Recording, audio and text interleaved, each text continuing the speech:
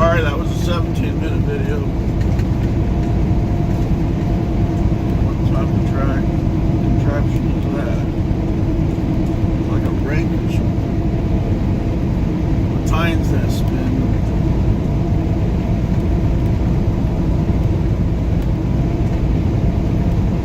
I like these farmers out here. Their sheds are bigger than their houses.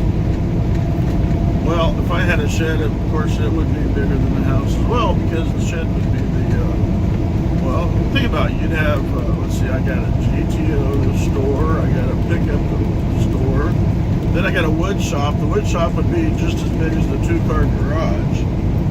And then the train room would be as big as the two-car garage and the wood shop, which makes it a four-car garage.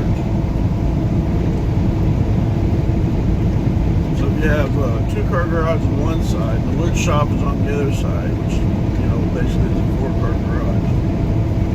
The wood shop is completely separate from the two garages, and the garages are actually separate from each other because I'd have a kind of temperature control for my baby. Yes, for my GTO. Pickup, not so much. I mean, yeah, maybe have it controlled because, of course, the GTO is on the outside. Actually, I should probably make the GTO on the inside. That bridge is a little smaller than I thought it was. Put the GTO on the inside, so it's covered by the pickup, but then that means I have to walk around unless I make a separate hallway. That's an idea. So you have so you have the pickup that has a door to the wood shop. Okay. And then because the GTO is smaller in length, then I can make a hallway there that I can walk through that I'm not in the wood shop or in the GTO garage. Walk through that, so there's a single door that goes into the garage, into the pickup garage. That would then go into the house, would bypass the GTO garage. And then I, of course, would have a separate door in that hallway that goes into the GTO garage. And then that hallway goes into the house.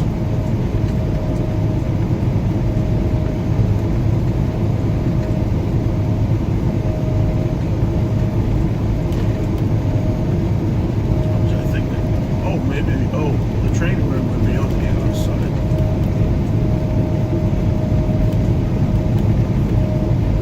So then you turn and go the opposite direction. I don't know why he's backing up. I'm not going to turn and go down that road.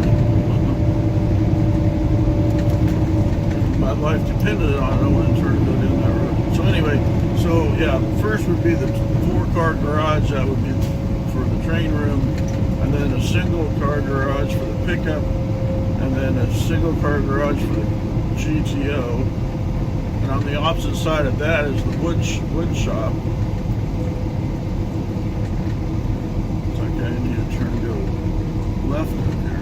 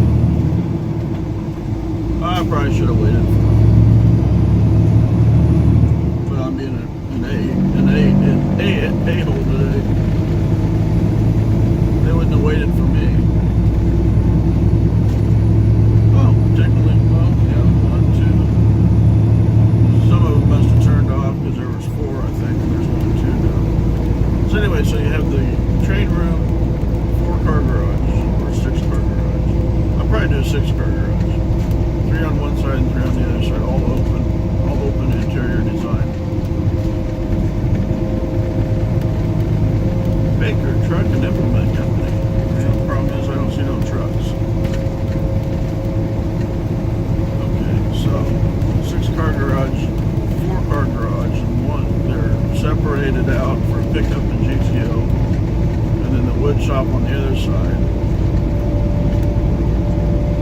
And then on the other side of that, it's the house. Or the house is on top of the garages.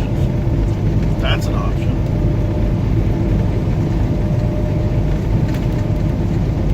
Still trying to figure out how I can do a container house. And I think I got to figure it out. If you take two 20-footers and set them down beside each other, then put two 53s on top of them so they're even on one edge with the 20-footers. The overhang that creates, you build a structure to support that. You enclose it on two sides. Then you put garage doors around the framework on one end, and there's your two-car garage. Okay?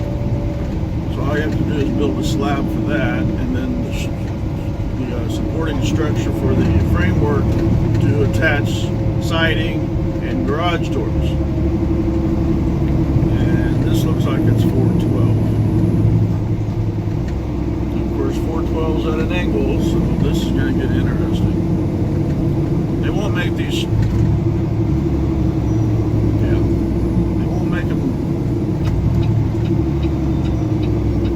So I got to do this in order to see.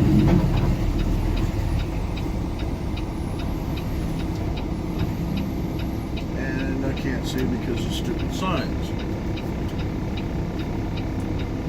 And now I'm waiting because there's a truck and a few cars in the truck, and that would be wrong to pull out in front of trucks. But it's okay for me to pull out in front of cars because cars pull out in front of me all the time.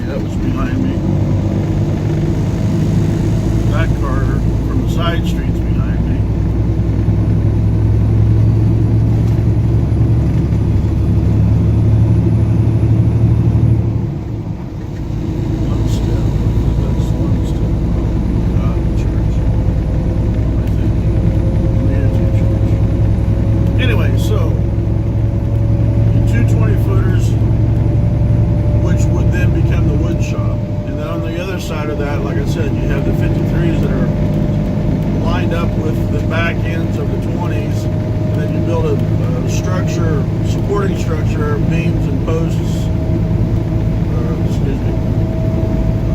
beams and posts or columns or whatever underneath the excess of the 53-footers. So you can put siding up, pave that underneath there, and then framework for two separate doors, which would be the two garages. The two 20-footers, of course, you'd have to cut the interior walls out on, make a supporting structure, and that makes that an open design to where that's the wood shop area. Okay, and then the two 53s that are on top could be your house. And you just have to build a stair someplace or an elevator. I'd probably put an elevator in.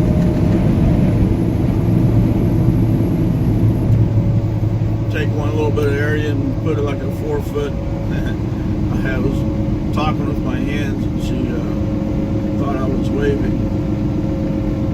Oh, that's not good. That convenience store burned down. Anyway, so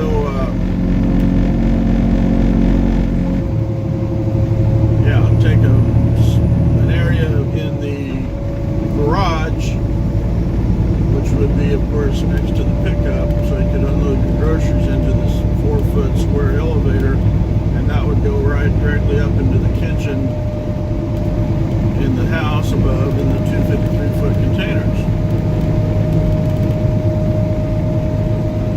Then the other thing, I guess, so that would be two 20-footers and two 53-footers. The thing is, two 53-foot containers at 9'6" high and 8 feet wide, that's way more space than I would actually even need.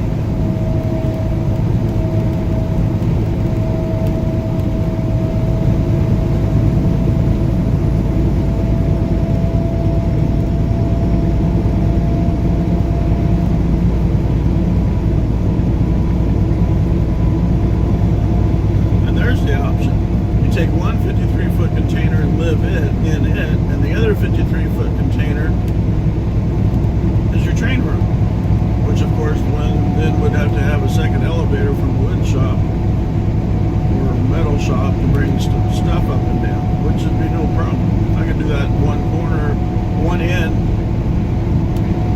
the far end, so it's, you know, I'm not wasting any space. And wide load, you can have a load on.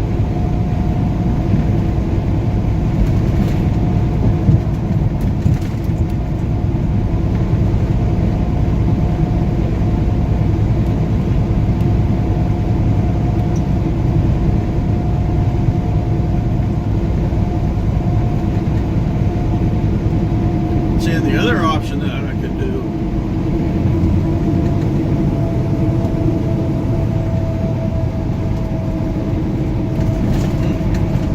didn't realize this was out here.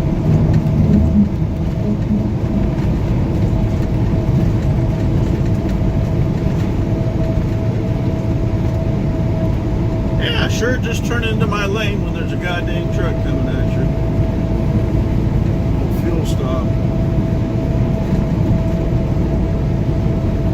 Riverside.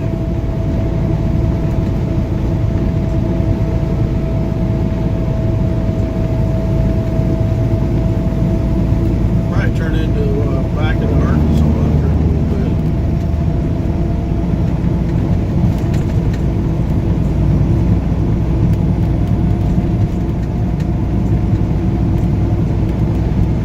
I hadn't been on this section of 412, never. So that's why I thought I'd record it. Yep, we're going back into Arkansas. This river was probably the state line.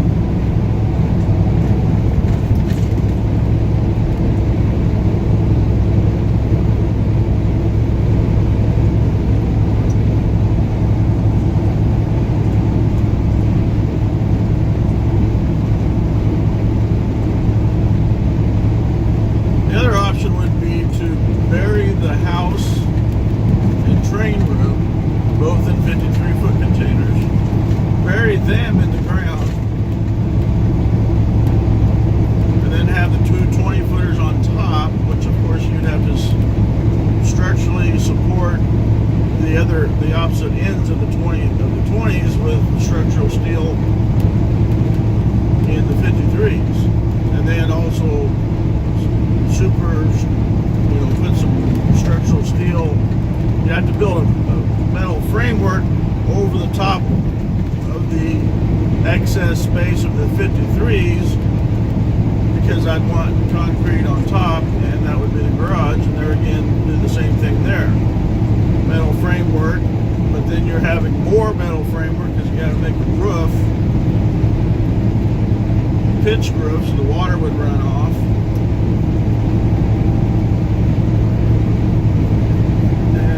I don't like that idea is that, well, I guess it wouldn't matter. You got a structural steel shape and then metal siding, and would have to have a tornado come through to do any real damage to it.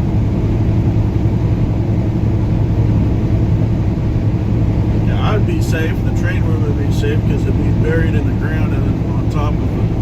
Two 20-footers. The wood shop and the car garage, the GTO garage, would get swept away with the tornado. Oh, yeah, the pickup too. Who cares about the pickup? I care about my car.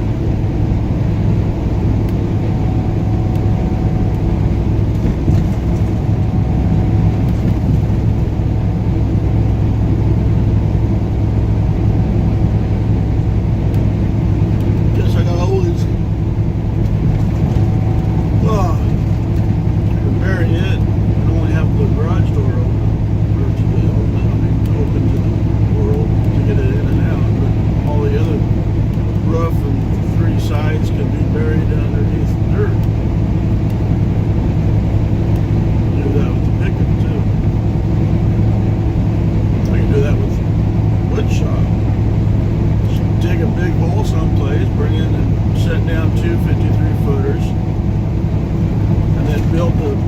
steel structure work up over the excess of the 53s, over the top of them, and then up to match the height of the wood shop, because they're at 9.6, and put a pitch roof on that and carry the pitch roof over to the wood shop. Well, actually no,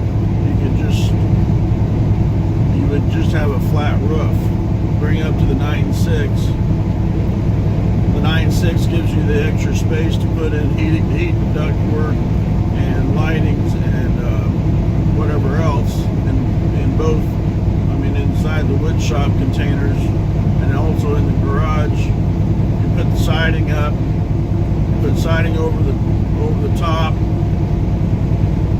or structural, I mean, actually maybe it was something stronger than siding, because you're going to bury everything underneath dirt, and the only thing that's open to the elements is the two garage doors for your cars, or for the vehicle, for the GTO and the pickup. And the whole rest of the damn structure's buried. You'd have a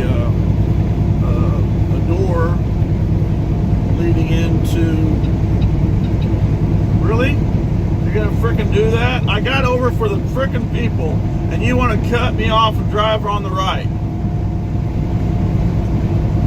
Stupid mother frickin' people. Really? Dumb blonde bitch. I said it, a dumb blonde bitch.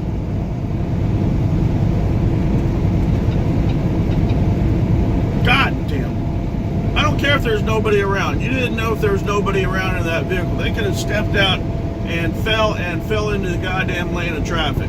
That's why you get over, people. You anticipate. She was a dumb blonde. Doesn't understand how to drive.